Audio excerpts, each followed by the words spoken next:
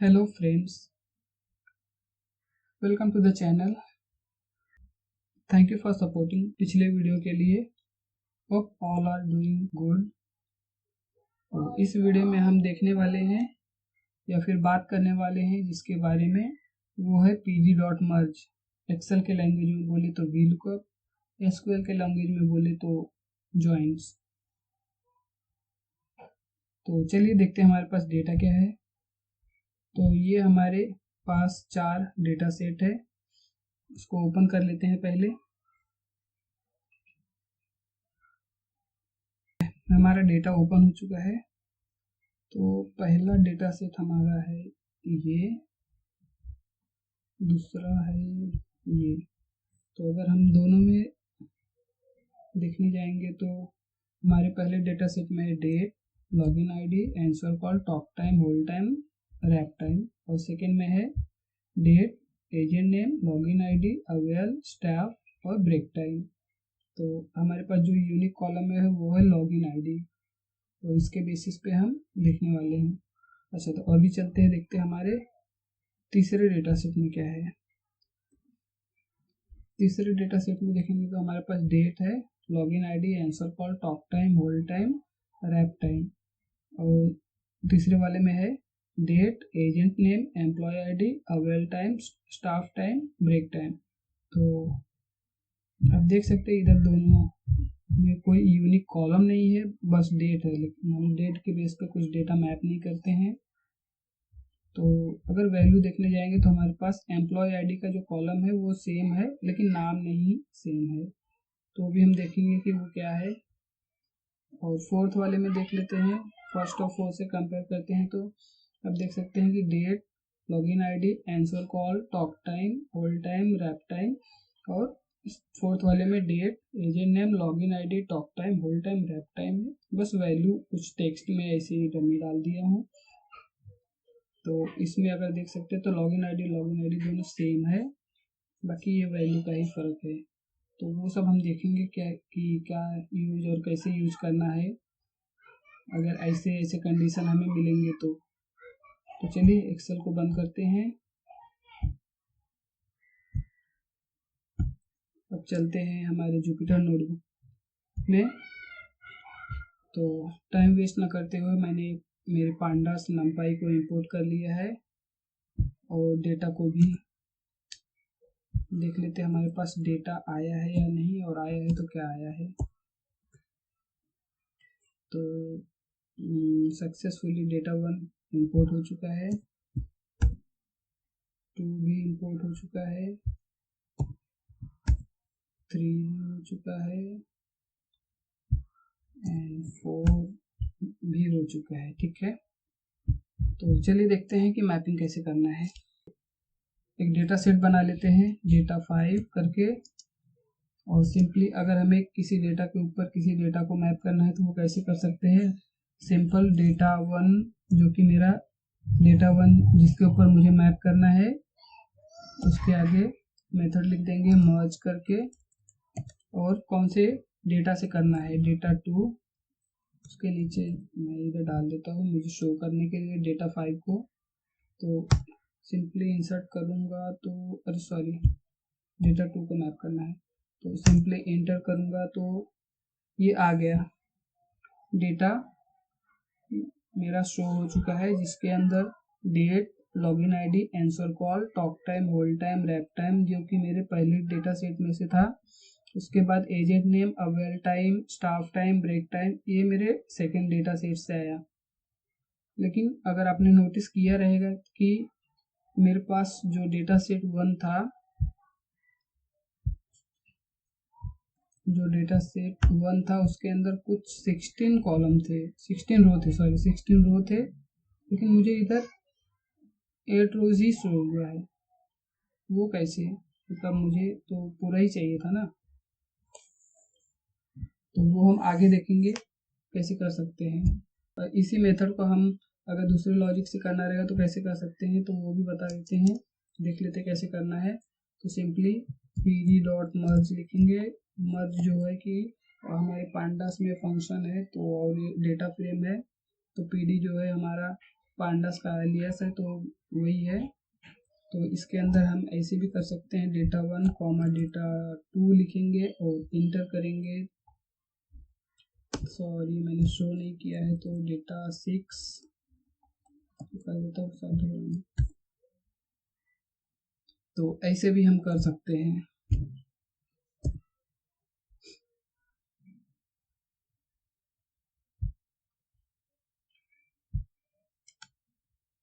अच्छा तो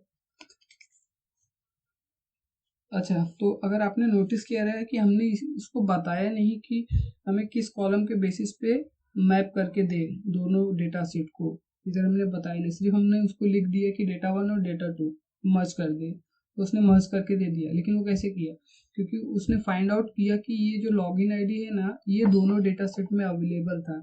अगर आप देखेंगे तो दिखाता हूँ मैं वापस से, अगर पहले देखा नहीं है आपने तो जब मैं एक्सेल दिखा रहा था, तो अगर आप देखे रहेंगे तो ये देखिए लॉगिन आईडी जो कि डेटा सेट 1 में है, लॉगिन आईडी जो कि डेटा सेट 2 में है, ये दोनों अवेलेबल है।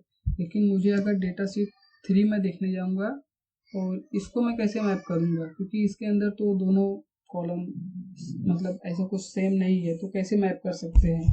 लेकिन एम्प्लॉय आईडी जो कि वैल्यू सेम है, बस उसका कॉलम नेम चेंज है एम्प्लॉय नेम करके लॉगिन आईडी के बदले। तो वो कैसे कर सकते हैं, चलिए देखते हैं।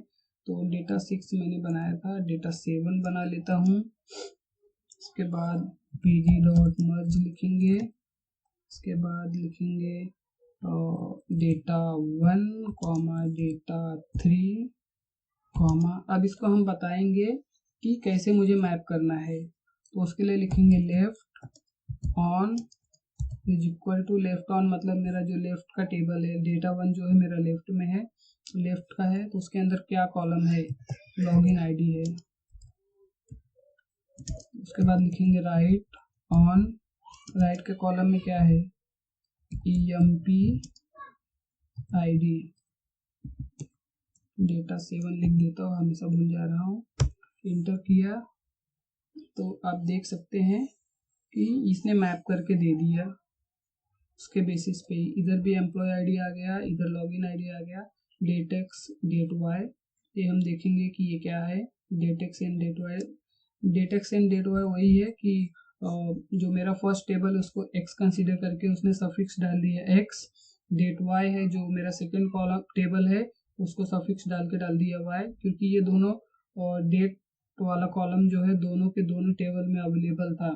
तो सेम कॉलम का नाम एक टेबल में नहीं आ सकता है, इसीलिए उसने थोड़ा सा चेंजेस सफिक्स डाल दिया और आ गया।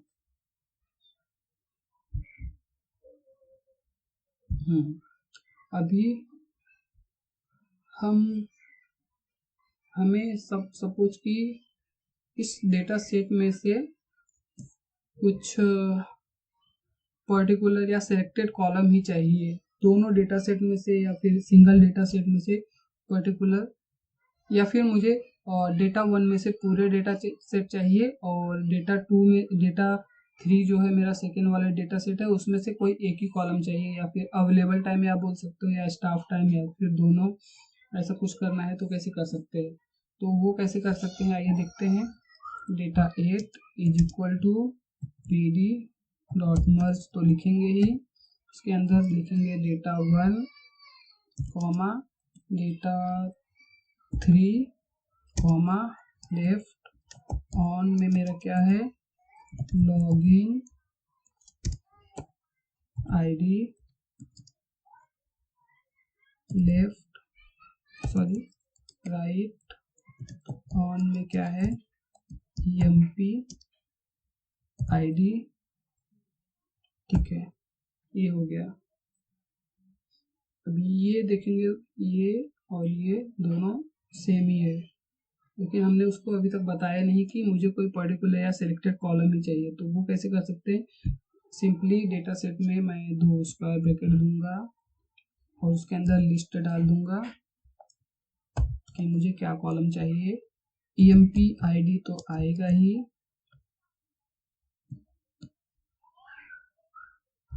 और सेकेंड मुझे क्या चाहिए, अवेल टाइम ले लेता हूँ। चलिए अवेल टाइम, ठीक है। मुझे अवेल टाइम मैप करना है सेकेंड वाले डेटा सेट से पहले वाले में। EMP-ID इसके लिए लिया कि उसको उस डेटा सेट में वो कॉलम अवेलेबल ही रहना चाहिए, अगर नहीं रहा तो वो एरर देगा। वो आगे देखते हैं एरर देगा या नहीं, वो देगा तो क्या देगा, डेटा 8। अभी मैंने पहला वाला डेटा पूरा ले लिया। डेटा 3 में से मैंने सिर्फ एम्प्लॉय आईडी और अवेलेबल टाइम मुझे मैप करना है, और एम्प्लॉय आईडी तो रहेगा ही, तो ये इंटर किया मैंने। तो आप देख सकते हैं date 1 login ID answer call talk time hold time और रैप टाइम पहले में से आ गया। एम्प्लॉय आईडी और अवेल टाइम दूसरे वाले में से आ गया, ठीक है। अच्छा मैं इधर हटा देता हूँ और देखते फिर क्या होता है।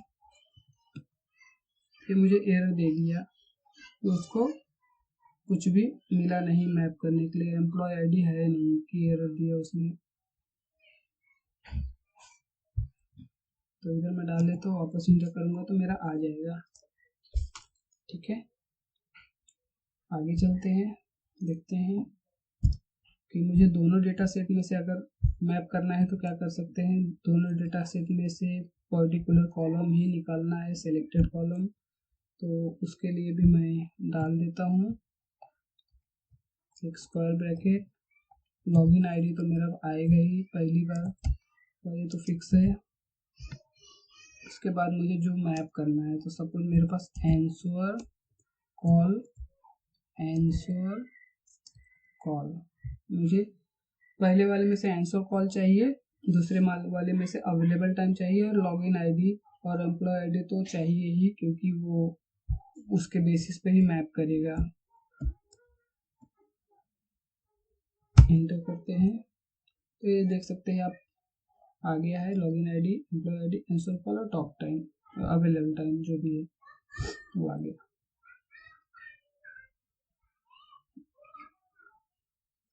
अच्छा, अभी ऊपर हम लोग जैसे बात कर रहे थे कि हमें हमारे डेटा 1 में तो 16 रो है, लेकिन इधर 8 क्यों दे रहा है, अभी उसके बारे में देख लेते क्या है। ये 8 इसके लिए दे रहा है कि अगर आपने एसक्यूएल में देखा रहेगा, अगर आप एसक्यूएल के बारे में थोड़ा सा भी नॉलेज रहेगा तो पता रहेगा आपको कि एसक्यूएल में कुछ जॉइंट्स होते हैं, जैसे लेफ्ट राइट इनर आउटर, तो ये वही है, उसके बेसिस पे ही ये डिपेंड है, और उसके ही बेसिस पे ये हमें आउटपुट दे रहा है। तो चलिए देखते हैं और क्या मतलब क्या है और किस बेसिस पे दे रहा है। तो एक डेटा 10 बना लेता हूँ, pd.merge, या फिर इसको डिलीट करता हूँ, ऊपर से कॉपी कर लेता हूँ।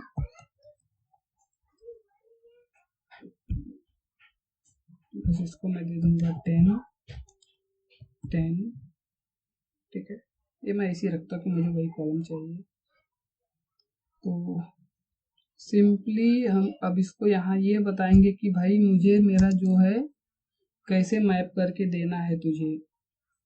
तो मैं इधर हाउ लिखूंगा और इधर डाल दूंगा लेफ्ट आप ध्यान रखना कि स्मॉल लेटर में रहेगा, क्योंकि पाइथन एक केस सेंसिटिविटी लैंग्वेज है, उसके वजह से ही हमें एरर मिल सकता है। क्योंकि अगर आप लेफ्ट को कैपिटल पूरा कैपिटलाइज कर दोगे तो भी एरर दे देगा, एल को भी कैपिटलाइज कर दोगे फिर भी एरर दे देगा, क्योंकि लेफ्ट पूरा स्मॉल में ही आएगा। हाउ का जितने भी फंक्शन है या फिर जैसे आपको मैप करने, जैसे लेफ्ट राइट आउटर इनर, सारे के सारे लेफ्ट में हैं। तो अगर अब इधर मैं लेफ्ट करूंगा तो ये क्या करेगा कि मुझे लेफ्ट में जो टेबल है, मतलब मेरा डेटा 1 है, उसमें से पूरा देगा, और राइट में से वही वैल्यू देगा जो कि मैप होगा।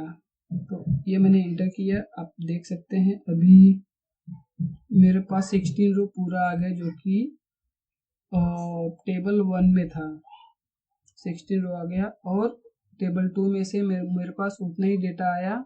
ये देखिए पूरा मैप हुआ है, और जो नहीं मैप हुआ उसके बदले उसने NaN डाल दिया है, ठीक है। अभी सपोज मुझे अभी राइट वाले पे मैप करना है और लेफ्ट का उतना ही रहे जितना मैप हो, तो वो कैसे कर सकते हैं, इधर मैं डाल देता हूँ और 11 11 एंड में कर दूंगा राइट, बस RIGHT। अब आप देख सकते हैं कि राइट वाला पूरा दे दिया, लेफ्ट में NN दे दिया जो कि नहीं मैप हुआ है, और वो वैल्यू दे दिया जो मैप हो गया है। ठीक है, अब हमें सपोज कि अच्छा ये NAN मुझे नहीं चाहिए, वो क्या कर सकते हैं, उसके लिए NAN के बदले मुझे ब्लैंक चाहिए, तो वो कैसे हटा सकते हैं, तो इसको ही मैं कॉपी कर लेता हूँ, एक रो इंसर्ट करता हूँ बिलो और इसको यहाँ पेस्ट करता हूँ। सबसे पहले मैं डेटा सेट चेंज करता हूँ, कर लूँ एंड में जाके, और उसके लिए अगर हमें NAN को रिप्लेस करना है किसी कैरेक्टर किसी वैल्यू से, तो उसके लिए हमें numpy का यूज करना पड़ेगा, numpy लाइब्रेरी का। तो ऊपर देख सकते हैं आप, मैंने numpy को पहले से इंपोर्ट करके रख लिया है। तो क्योंकि numpy में एक फंक्शन होता है np.nan का, तो उसको कर सकते हैं। तो उसके लिए हम सबसे पहले तो रिप्लेस फंक्शन का यूज करेंगे, रिप्लेस मेथड का। उसके बाद np में nan को हमें किससे रिप्लेस करना है, ब्लैंक से। क्या हो गया, आ नहीं रहा,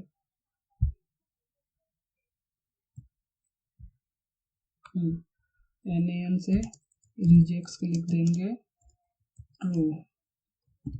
टेबल मैंने नया डाला है या नहीं देख लो।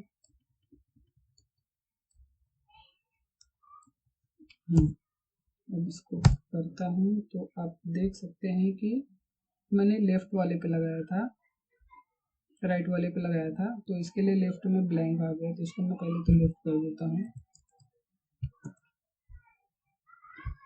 तो आप देख सकते हैं कि लेफ्ट में से पूरा टेबल आ गया और राइट में से वो वैल्यू दे दिया जो कि मैप हुआ, और जो नहीं मैप हुआ उसको NAN को रिप्लेस करके उसने ब्लैंक कर दिया है।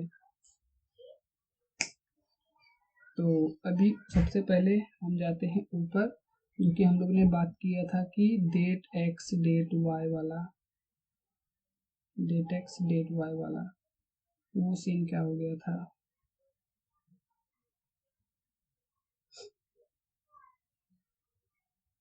किधर गया, हाँ इधर देखिए, अब डेट y और डेट x है, ये सेम कॉलम था, इसके लिए उसने दे दिया। तो उसके लिए सबसे पहले हम जाते हैं हमारे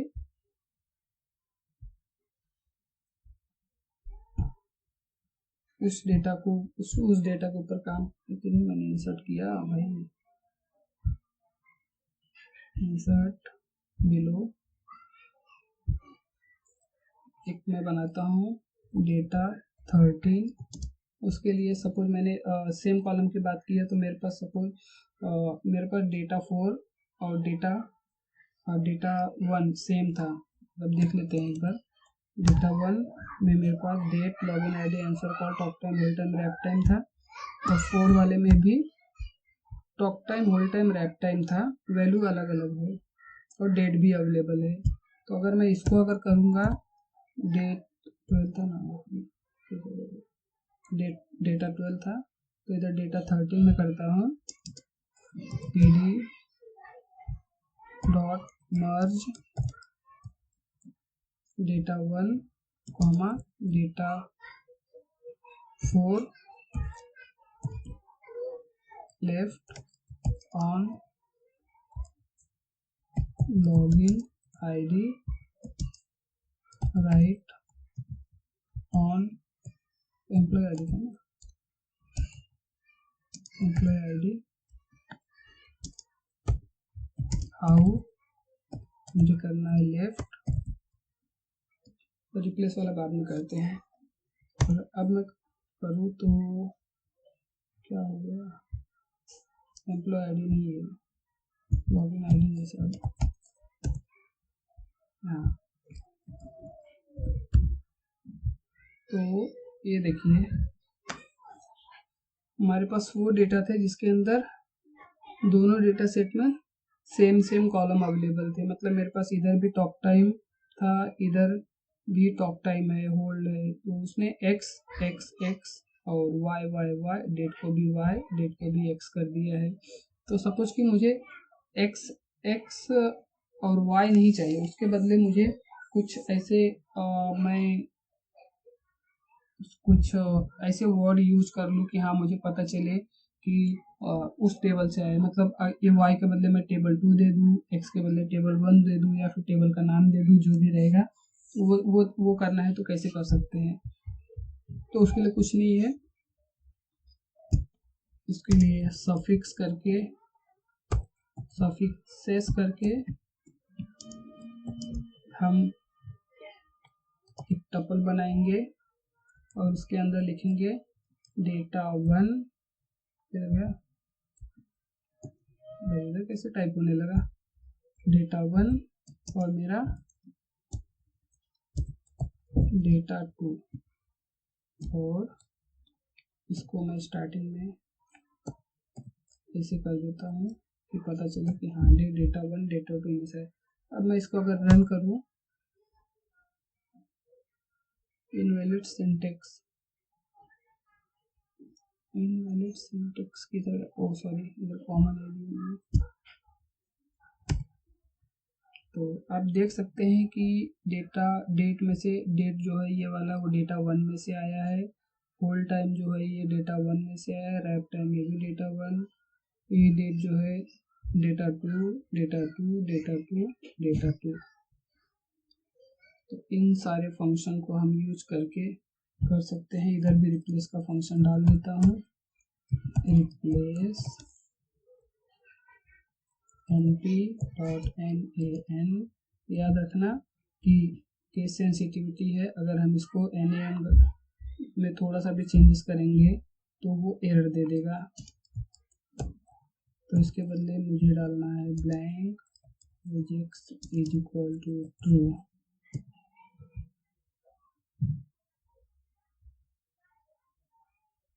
देखिए आ गया।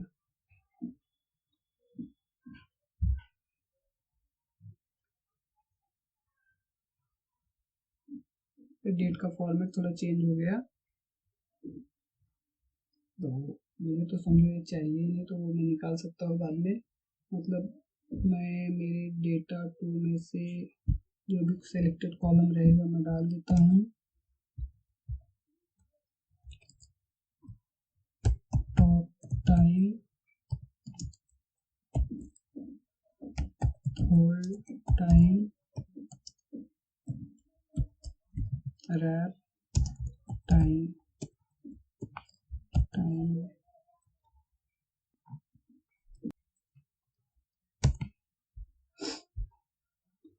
तो देख सकते हैं ये हमारा data1 में से आ गया इतना, ये data2 में से आ गया है। तो थैंक यू फॉर वॉचिंग। इस वीडियो में इतना ही, मिलेंगे नेक्स्ट वीडियो में। अगर आपको ये कोड चाहिए तो आपको लिंक शेयर कर दिया जाएगा डिस्क्रिप्शन में, आप उधर से डाउनलोड कर सकते हैं।